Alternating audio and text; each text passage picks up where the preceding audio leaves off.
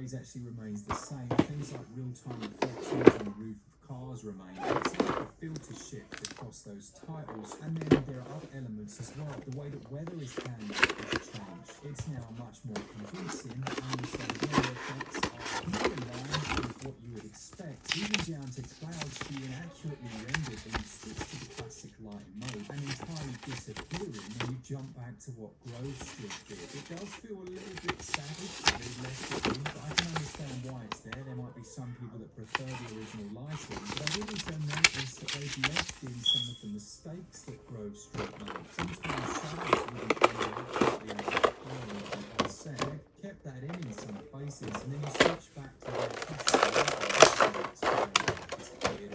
move to what it should be. It's an example of the extensive work they've done. Now, when you're flying around the city, the re-inclusion of proper fog makes a big difference to the feel and scale of the world. This is never more evident than when you're flying over the city or the desert. It's funny, isn't it? Because you can imagine Grove Street thinking, yeah, this looks amazing, we can see everything. But then someone's lost in translation.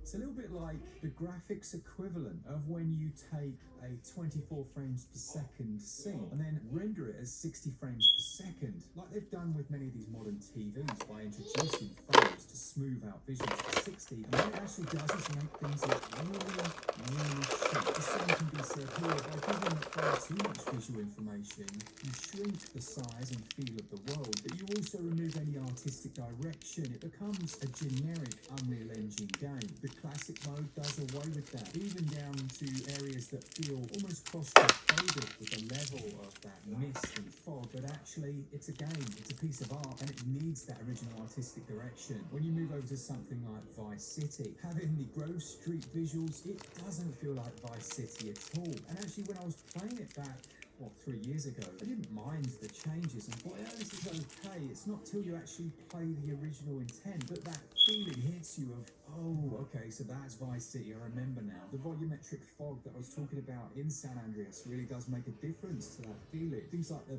distant bridges being foggy and actually flying through clouds, it's very good. They've also included a toggle for low-level mist by the ground, which you can switch on and off. When we look at handheld modes as well, we can see that these improvements carry over. In many ways, handheld has always been my preferred way to play this series on Switch, and that remains consistent now with these changes. All of them can be applied in handheld, and it isn't just fog that can be toggled on and off.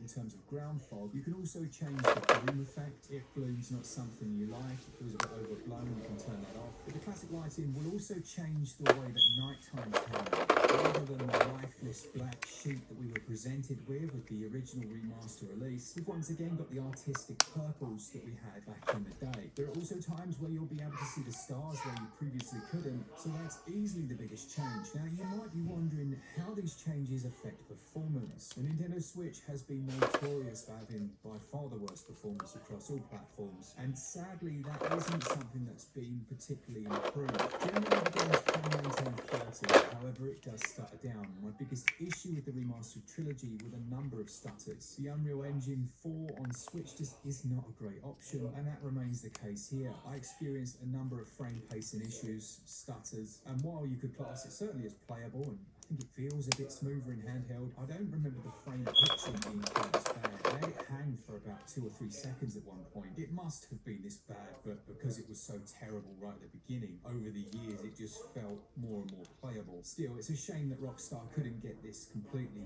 locked out at 30 fluid with decent frame pacing. It is nice then to know that it's going to be playable on Switch too, and I don't think it would take a lot of hardware for them to be able to run this at 60. Now, aside from the lighting, we've got things like the character models being rigged better. When I say rigged, before we had some strange things like when CJ was crouching down, he had this huge hunchback. That now looks the way that it should. And the same goes for a few other animations, like when he was riding his bike, which I don't have a photo of. I'll just yoink that from Twitter over at Synth Potato's Twitter account. Go check him out. He's done a really good job of putting together another list that has some things that I haven't covered. One other